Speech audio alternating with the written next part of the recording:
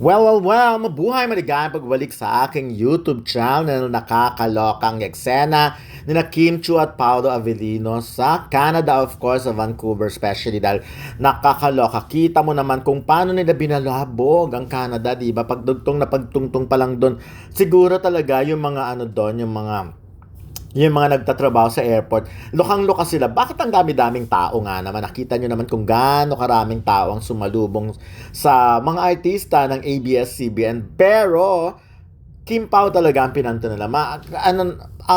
Mahirap mang sabihin eh. Siyempre marami namang artista din na magkakasama, ang kasama nila. Pero talagang iba ang Kim Pao Canada. So, ano talaga sila nag-effort. Sabi nga nung iba, alam nyo bang ano pa lang, madaling araw pa lang ay gumising na sila para lang makasama, makita ang Kim Pao pumunta sa airport. Aba, kung titignan mo, para silang parang kamag-anak talaga nila yung dumating o mas higit pa sa kamag-anak nila. Siguro kung kamag-anak nila ay ano lang, 'di ba? Kumbaga hintay na siguro sa bahay lalo na kung marunong namang kung meron namang sundo talaga doon na iba. Pero this time talaga nag-effort sila, maaga silang gumising at yun na. Pero ito isa sa mga nagpakilig talaga to sa post ni Carl de la Merced. Talagang pag tinignan mo, alam mo naman yung dalawang shadow dito, 'di ba? So ramper.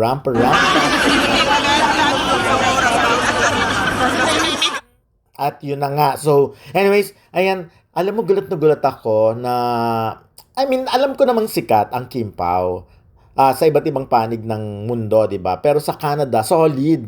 Solid ang effort talaga. Yung nakikita mo. Kasi siyempre sa show namin ni Rain pumalo yung Aeminin. So, nababasa naman namin yung mga comments na talagang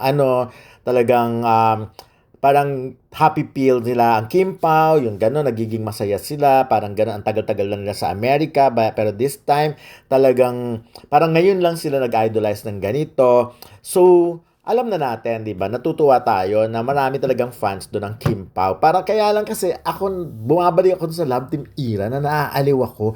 Sila Kim Chu and Paolo Avellino, biglang nakabuo ng Love Team, nakabuo ng fandom yung without them yung walang effort kasi nag-start lang talaga, alam naman natin, nag-start lang talaga sila sa isang project na hindi naman talaga love team ang dating. Because ang lin lang naman talaga ay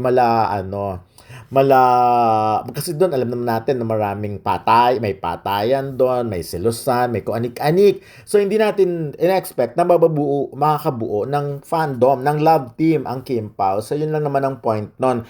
Pero eventually talaga, kahit hindi naman nakakakilig yung ibang mga eksena doon sa Lin Lang, di ba? Kasi nga, lagi silang magkaaway doon eh. Biglang-bigla nabuo na at yun na nadugtungan ng project hanggang sa nagkapelikula na. And this time, another serye, di ba? So, dito talaga, napaka-wild na, naging wild na talaga ang mga fans. Kaya talaga, hindi ako, bumibilib din ako sa mga fans na wala silang sawang pumupunta sa kung nasaan mga idol nila. At hindi lang ito yung parang solo Kim, solo Paolo. Talagang Kim Pao. Pag nakita mo yung mga posters or yung mga hawak nila kung paano. Ito talaga natutuwa. Masayang-masaya si Kim Chu dito.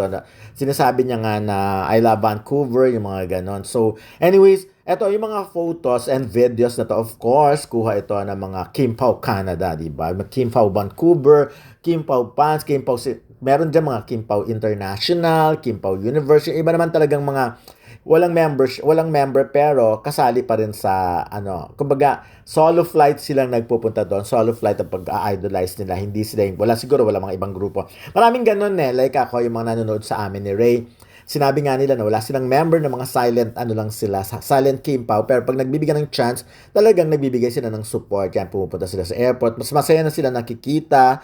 Actually, masaya nga sila na may nababalitaan. Ako talaga yung pag mga ganon, yung halimbawa kumakontak sa akin, nililink ko sila doon sa mga halimbawa proper social media or proper Facebook, proper na account ng mga artista, halimbawa ni Kim o ni Paolo or yung mga tao malapit kay Paolo o yung mga project na kung saan pwedeng makita. Yung mga tipong ganon. So, kinoconnect ko sila para at least nagiging happy.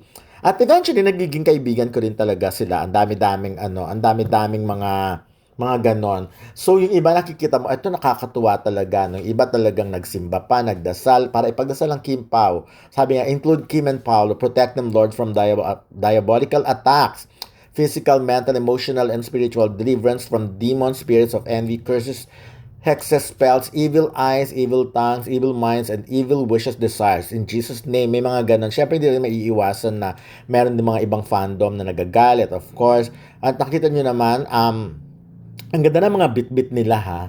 At ang napakaraming regalo. Nakita niyo ba yung picture ni Kim Chu? Sang katutak na bulaklak, sang tutak na regalo ang natanggap niya talaga. And lahat yun very much appreciated ni Kim Chu. Lahat yun na tinanggap niya ng buong buo at masayang-masaya siya sa mga regalo sa kanyang mga fans. Si Kim ang isa sa mga mayaman ng artista pero appreciative talaga siya sa mga maliit na bagay o malaking bagay. Maliit na bagay na it doesn't matter, wala siyang pakialam kung ano pa yun, kaya bulaklak man yun. Lahat ng effort na appreciate niya. So, kaya rin syempre, katulad ito, alam naman natin kung gaano katagal din ang biyahe, sometimes medyo antok, di ba? Lalo kung di ka naman sanay matulog sa aeroplano, yung mga ganon. So anyways, lalo ko magkasama, may kasama kasi nga di ba chika ng chika. Pero ito, no, nakikita mo naman kung tingin ko hindi masyadong ready yung mga marshal or yung mga sa airport, hindi sila masyadong handa na gano'n. Pero siguro eventually nung nakikita na nila na ang daming taong dumarating, akala nila kung ano siguro. Pero yun na nga, katulad ng sa title, Hollywood level ang peg. Yun talagang maganda lang kasi sa ganito, hindi naman yung masyadong maarte, yung mga artista natin, di ba?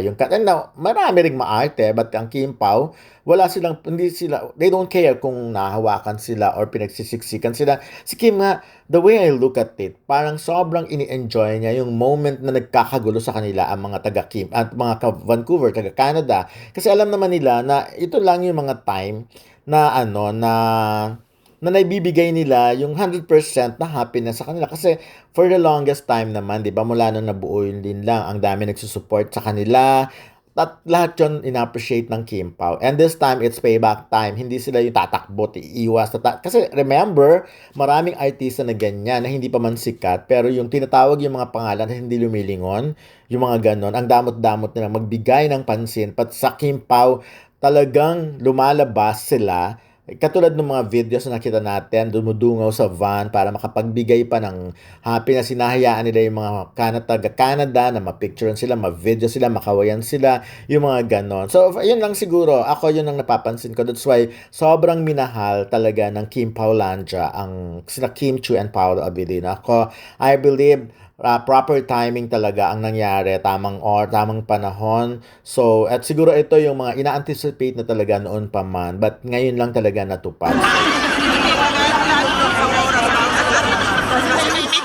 Ayun. So, yung iba kasi hindi ko na delete yung audio, kaya inayaan ko na lang para marinig yun. Tingnan mo, pero isang bagay pa, no, fresh na fresh si Kim Chu, kahit na alam mong medyo mahaba-haba ang biyahe. Si Paolo, as always naman, nakikita naman natin, lagi naka-face mask. Character talaga niya.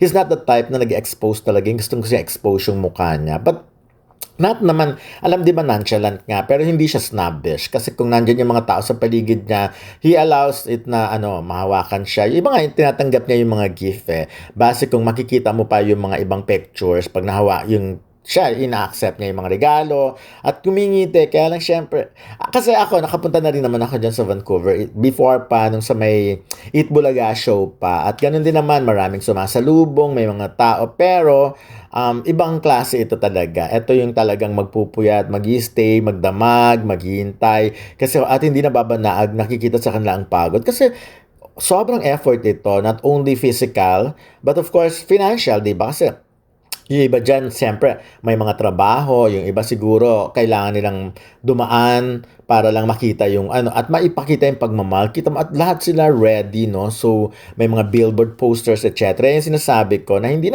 sinabi si Paolo. Medyo tahimik type, pero yun. So, again, naniniwala ako na ang The Alibi ay sisira na naman ng record sa Prime. Talaga, for sure. Kaya ako, excited na rin akong mapanood ito. At sana nga, mabigyan tayo ng chance na maka-attend sa Kaya lang matagal pa naman, by November pa yun, di ba? October 17 pa lang yun sa ngayon. So medyo matagal-tagal pa ang preparation ng press ko na yan. But anyways, ngayon pa lang, congratulations Kim Pao. Congratulations Kim Pao Lancia. At least nakikita nyo na yung idol nyo ay nagre-reciprocate, binabalik sa inyo yung pagmamahal na binibigay nyo sa kanila. At least hindi kayo nagsisisi. Sabi nga, mga tamang tao ang inidolo nyo, hindi nagbibigay ng masasamang imahe o masasamang ugali talagang, at nararamdaman nyo na na-appreciate ang pagmamahal nyo sa kanila. So yun pa lang, sulit na kaya go Kim Pao, bonggang bongga kayo.